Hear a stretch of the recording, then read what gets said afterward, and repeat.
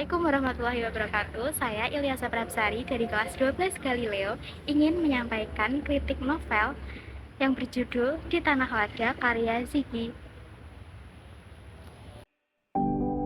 Hari ini, aku akan mengajak kamu mendengar suara yang sering diabaikan, suara anak-anak yang hanya ingin didengar.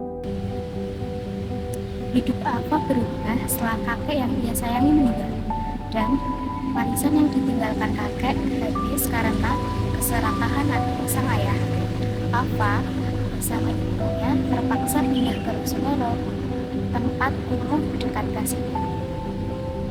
Di sana, Apa bertemu dengan P, seorang anak lelaki yang juga tumbuh dalam kekerasan. P sering bersembunyi di dalam kardus besar untuk menghindari perlakuan ayahnya. Pertemuan mereka menjadi awal persahabatan yang sederhana, tapi penuh makna. Bersama Alfa dan P, Yusuf ini melarikan diri ke sebuah tempat yang mereka sebut Tanah Lada. Membaca novel Di Tanah Lada seperti mengenal suara kecil yang selama ini dipaksa diam. Menuliskan cerita dari sudut pandang anak-anak, polos tapi reflektif. Kita bisa melihat anak-anak itu mereka sedang hidup dalam sesuatu yang salah. Mereka paham bahwa dunia ini tidak adil, tapi sayangnya suara mereka sering diabaikan.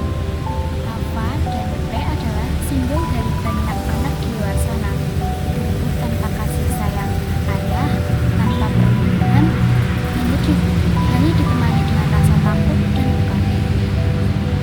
Dan kita sering lupa bahwa anak-anak tidak sebodoh yang kita kira. Mereka mengerti, mereka melihat, mereka merasa. Novel ini bukan sekedar kisah tentang dua orang anak kecil. Ini adalah kritik sosial tentang keluarga disfungsional, kemiskinan, dan siklus kekerasan yang diwariskan lintas generasi. Tanah Lada menjadi simbol yang kuat, sebuah tempat yang mereka bayangkan sebagai rumah sejati, tempat aman, bebas dari trauma, tempat di mana mereka bisa bermimpi. Namun, Ziggy seolah mengingatkan bahwa pelarian itu mungkin tidak pernah ada, karena luka masa kecil seringkali menetap membentuk kita selamanya.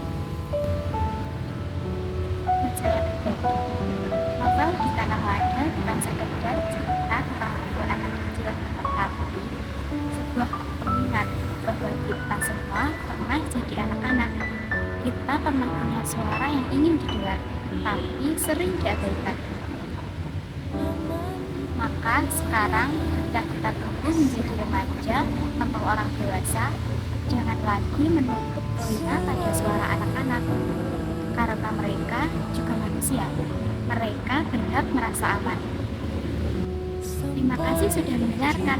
Semoga cerita ini bisa bikin kita lebih peka, lebih peduli, dan berani mendengarkan suara-suara kecil di sekitar kita.